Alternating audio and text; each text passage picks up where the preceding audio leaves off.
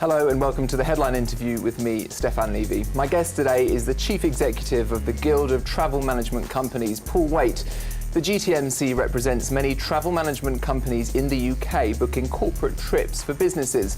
Prior to his current role, he held senior positions at American Express and Virgin Atlantic, and I'm pleased to say he joins me now. Thank you very much for coming in this lunchtime. Now, you're in charge of an organisation at the moment that books 80% of all managed travel booked here in the UK. But let's go back a little bit to how you got into the travel industry. And you started off working as a rail clerk at the American Express office in Liverpool. Yeah, that's absolutely right. I was fortunate enough to be hired out of about 250 people at American Express in Liverpool in those early days back in 1972. And I think the reason why I was taken on, I think I was the only person that turned up on a Saturday morning, to be honest with you. But I started out then, as you say, issuing British Rail tickets when the price of a Liverpool-London first-class return was £14.30, and those good old-fashioned metallic ticket canisters, and you were writing on the back of the ticket. So fond memories. I'm not too sure the rail industry has moved on very much in 43 years, quite frankly. Why do you say that? Well, I think if you look at other industries, you look at where the other industries has adopted technology to make it a lot easier for people to book their travel, for people to actually use their mobile phones for ticketing purposes, etc. Then there's still a way to go for the rail industry to catch up with that. And it's one of the things that we're working with the authorities in order to try to move on quickly. I mean, you were at American Express for 27 years. That's Correct. A long time. You don't really see that longevity, perhaps, in people embarking on their careers nowadays. Why did you stay so long? Well, I think it's just a different world now, isn't it, Stefan? In those particular days, it was mostly a situation whereby, not quite a job for life, but you looked at careers from a long-term perspective. And I think things are much different today in that particular sense. But when people say to me, what university did you go to? Because I left school at 16, following my particular GCSEs. I regard it as the university of life, the University of Business School. What American Express taught me in those 27 years, you probably wouldn't get in a business school today, quite frankly. And it was a fair exchange, for the amount of work I put in and for what I got back from American Express. I would say was one of the fond memories of my life. So it offered education, it offered development, and it offered reward.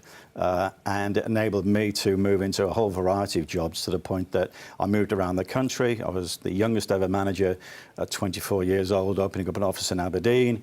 I came down to London. I moved out of operations into sales. So I started out as a British Rail clerk and stamping brochures and put them on the rack, and ended up as Vice President Sales and Account Management for the UK and Ireland. Well, indeed, your hard work did pay off. You moved to Virgin Atlantic in 2000. That was an exciting time for the company. Just to cite a couple of things, they were at the time opening their first arrivals lounge at Heathrow. They were launching their upper-class sleeper seat product. So lots of exciting things going on at the time you joined. Yeah, and Singapore Airlines took a stake in the business all at the same time. Richard had tried to hire me back in the mid-90s, and I turned him down. And I remember him saying to me that one day you will work at a Virgin Atlantic. And so in the October of '99, I decided it was a good time to move on. Next phase of my life. 27 years, as you say, is a long time.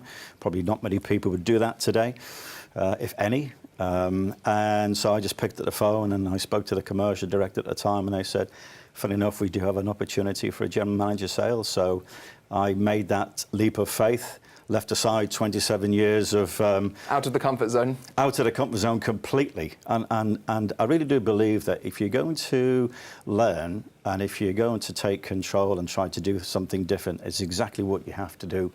You've got to take yourself out that comfort zone and just test yourself. And I think it's a great way of staying modern.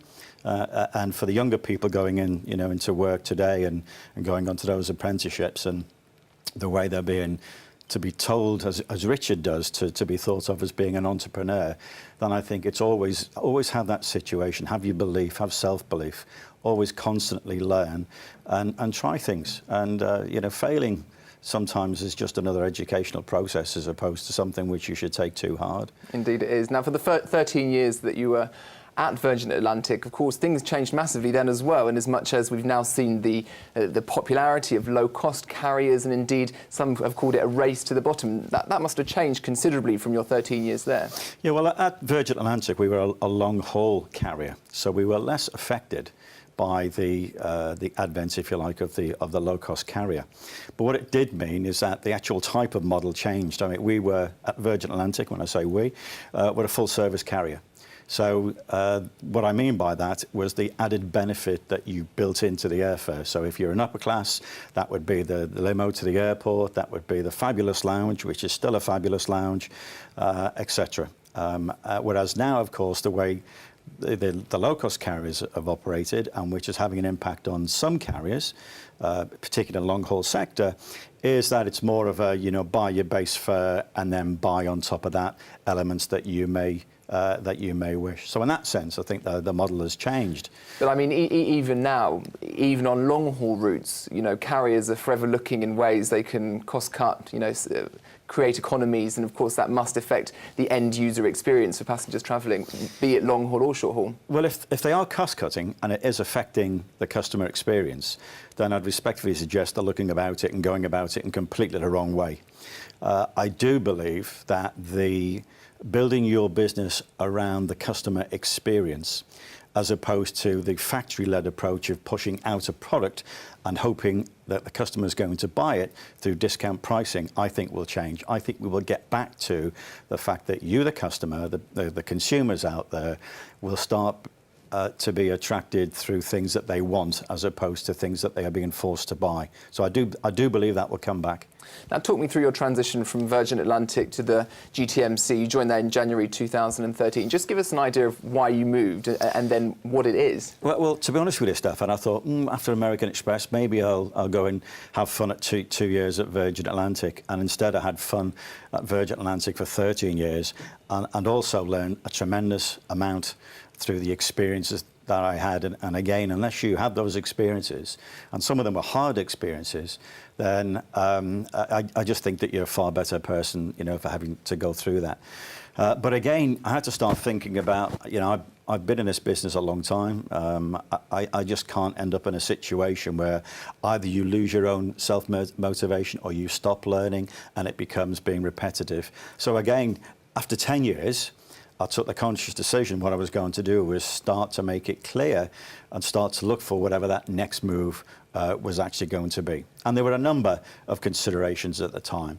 And then I just received a call one day to say that I'd known the GTMC. I'd worked closely with the GTMC in my days at Virgin Atlantic. We'd hosted 4 of their international conferences. And so I was well known by that association. So I received an approach to say, would I consider joining? And to be honest, it wasn't a, oh yes, that sounds like a great idea, because I don't do maintenance. What I'd like to try to do is get involved in building businesses. And then they said what they really wanted to have happen was there to be a refresh of the business, a new direction, a vision. And that was the elements of it that really excited me to say, okay, well, I've worked for 2 fantastic corporate organisations in relation to both American Express and Virgin Atlantic. Can I, as an individual, go to an association that needs, if you like, a refresh? And can I actually, do that? So again, for me, it was the challenge, stepping out my comfort zone again, knowing that it would be quite an interesting journey of education and seeing what I could do to help lead the industry, in effect, after the years of experience I had. And just explain to us exactly what your organisation does. Well, we're a business travel trade association, okay? So we're a membership association. We have 40 travel management companies that represent, as you said, 80% of the spend of business travel in the UK. So I will therefore represent the members' interests in both lobbying the government on issues such as aviation capacity, on issues such as the rail franchises, and on APD, the tax that people pay every time they buy an air ticket. APD, air passenger duty. Air passenger duty, correct. And then also from a member's perspective, I will work with and lobby those associations that basically make up the rules that affect the members. So that would be the International Air Transport Association, IATA, and people like ATOC, the Association of Train Operating Companies. And the third element, I believe, in my particular role is to promote the need for business travel. And that business travel is an investment and not a cost, the way it's perhaps perceived by some people in finance and some people in procurement. Why do you say that? Of course, there is often a substantial cost associated with travel. Well, for exactly that particular reason, it depends on your views, whether you think of things as a cost or as an investment. Would you? If you think about investing in your business and your routes to market, then that should be an investment if you work it correctly. It's no different to putting your money, your hard-earned money, in the right kind of investment account or building society or bank account to get the best return. So business travel for me is an investment in your company's future, as we need to trade in order to be successful, both as an individual business and also as a UK economy. Well, we do have to take a short break now. Do stay with us. We'll be back in just a few minutes.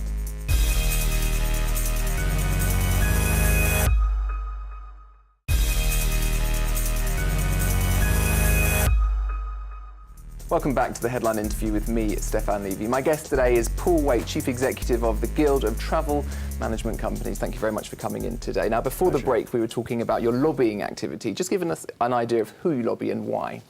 Well, we're lobbying the MPs, particularly who have an interest in, infrastructure and in air capacity. And that will depend upon whether you're in the southwest of England, whether you're in the centre of London, or whether even if you're in the regions such as Leeds, Manchester, and up in Scotland. And there's three things that we tend to try to influence and lobby on.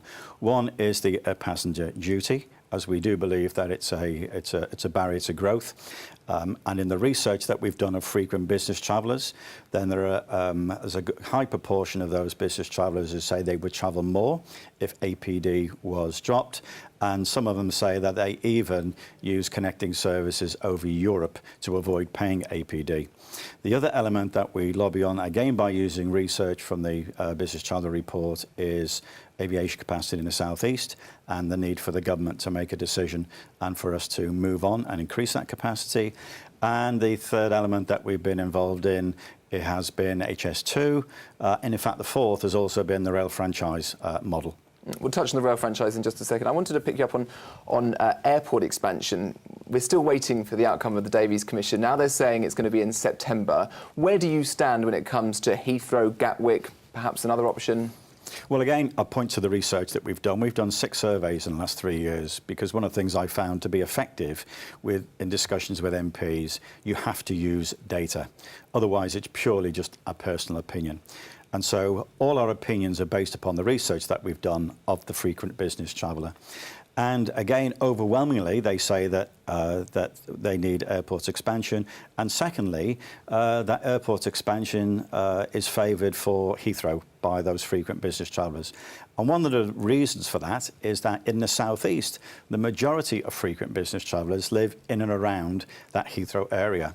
And one of the major deciding points for them as to which airport to use is their closeness to the home. And secondly, does it have a direct service? But additionally, when you get into the regions, then again, there is a very strong support of Heathrow on connectivity. And when we asked the question that if Heathrow to be expanded, would you continue to fly over the continent, or would you actually use an expanded Heathrow? Then it was roughly split down the middle. A third said they didn't know, a third said they would use Heathrow, and a third said that they would stay doing what they were doing. I mean, we don't have the backing of Sadiq Khan. He does oppose a third runway at Heathrow. How do you think that will affect the business community? Well, the business community has been very clear about what it needs. It needs expansion. It needs that decision. Now the favoured option is Heathrow. Gatwick does have some plans in place, and I think, quite frankly, it's a must. If we look at what's happened overseas, then Amsterdam, Paris, and Frankfurt do very well out of connecting flights out of the UK. Also now Dubai. With a lot of international flights going to the Middle East out of regions. So we're losing business to those particular countries by not having an expanded airport in the southeast. I mean, there are, of course, the ongoing environmental concerns. I understand that you primarily represent the interests of business travellers, but there will be people living close to those airports that say it's not sustainable what they're proposing for our livelihoods. Well, the majority of people in and around the Heathrow actually support expansion at Heathrow, because they either work there or they want to live there for their own particular reasons to do with business. And I think you've also got to take into consideration that the airport has, committed to certain targets as far as the environment is actually concerned. And with the amount of work that's being done with aircraft manufacturers, quieter airplanes, more fuel efficient, by the time the airport is actually is built, I'm confident that those particular concerns will have been overcome. The airport is one thing. Let's talk about how you get to and from the airport. Of course, rail is a preferred option for many travellers, both business and leisure. You're an advocate of the open access model. Would you like to explain what that means? Well, open access model means that you are providing opportunities for rail companies other than the actual nominated franchises to operate on that particular route. At the moment, it's not like you would have an air service where you can have anybody compete, or most people competing on that air service. With the rail franchise, then you have nominated companies, and then occasionally you will have alternatives to that.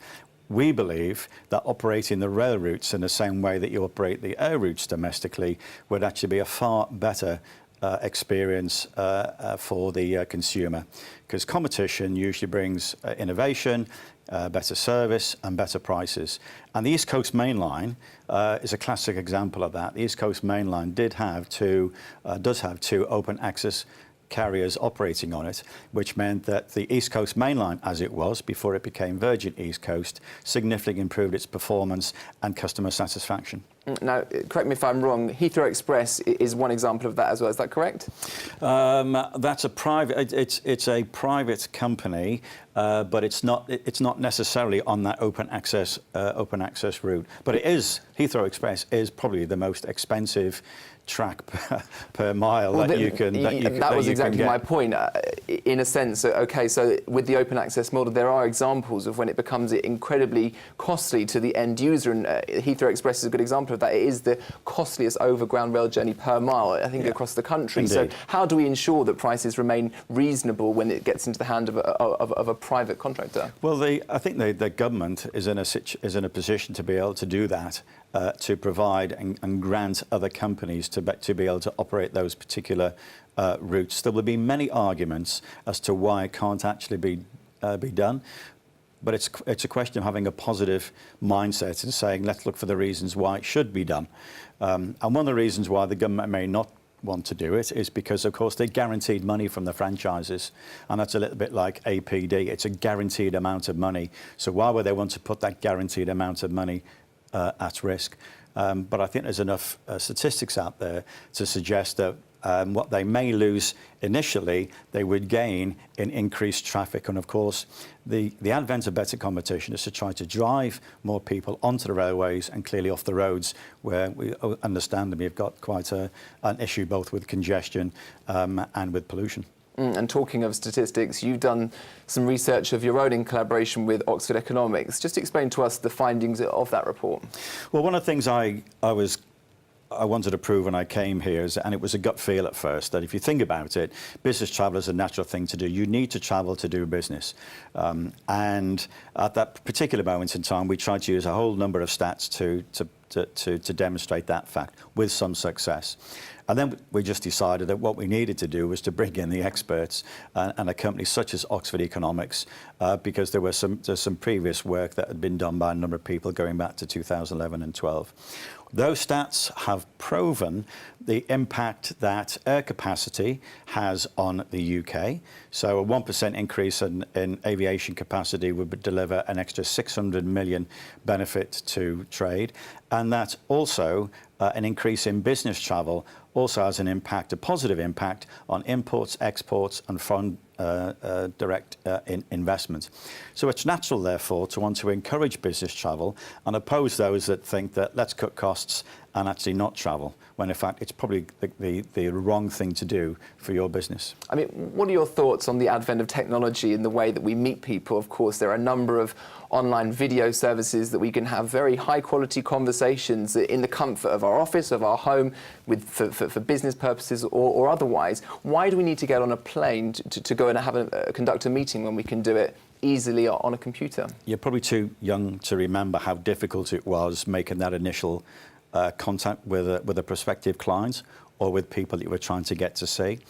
And what social media and what today's technology has done has made it easier for people to connect, which in turn then generates the need for travel. So it's actually a collaborator as opposed to a replacement.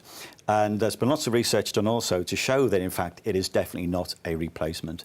It is something which has helped to speed up and drive and inspire the need for more travel, especially from a business perspective, but also from leisure as well. So it's we're pleased that our technology has come in because it's helping us do more and more travel. It's not replacing it for sure. And what do you think travel of the future looks like in terms of for business travellers, but perhaps for leisure as well? Well, for business travellers, I think it's all about what they want is they want connectivity, and by connectivity, they need to want to connect it to their laptops or to their mobile phones or whatever wearable devices there will be in the future. And it's constantly being in contact. It's constantly being able to get that information for disruption, safety these days as well. So important to be able to transmit to people if there is something that's happening which is unsafe areas not to go to be able to transmit that information to travellers immediately, avoid that area you're going to, or this is what you need to do if you need to move away from there. So I think it's that connectivity, it's that constant information, and it's speed and it's affordability. So if we increase the capacity, if we have more direct services, combine that with a level of mobile and social media, then I think the life of the business traveller should become a lot easier. I think, again, for the leisure traveller, then the benefit that leisure gets is from business also, because we need a very healthy UK economy driven by business to provide the income that we need for people to afford to go on holidays, first and foremost. So in that particular aspect also, I think I'd expect to see more people who are travelling on business, especially the younger generation, seeing if they can actually combine that with leisure whilst they're actually over there extending by a day. So I do think that will be a trend that will continue. But also it opens up, if you think that in the future, the next 30 years, people are talking about economic growth, and economic growth is Southeast Asia, India, China, then as more and more people experience what it's like to travel there, it should open up more and more the leisure markets as well and open up new experiences to everybody. Nice little look into the future. Paul, thank you very much for your time. It's my pleasure. Thank you. Well, that's all we have time for on the Headline Interview today. Once again, I'd like to thank my guest, Paul Waite. Up next is London Live News. We'll see you very soon. Bye-bye.